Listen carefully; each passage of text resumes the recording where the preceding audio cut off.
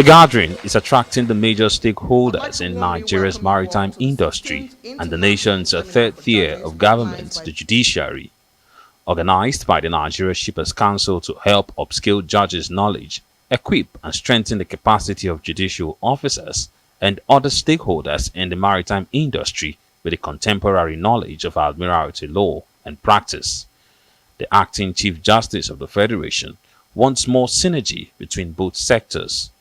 In order to put participants on a stronger footing, judges at this forum will benefit and gain insight from presentations such as security of maritime domain, case management, alternative dispute resolution, arbitration, and the use of technology in maritime. All these put together will further deepen jurisprudence in this special area of the law.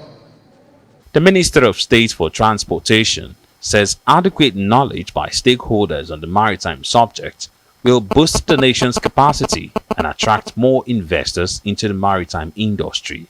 The lacuna created by the low penetration level in maritime law at the undergraduate level of our universities, coupled with the fast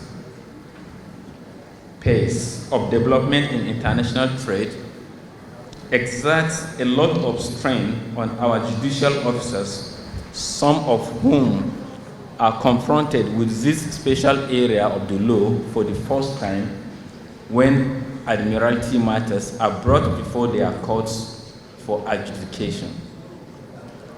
It is therefore commendable that this seminar has created a veritable forum where prominent jurists and legal luminaries come together to rub minds on how to enhance the competitiveness and economic viability of our maritime industry.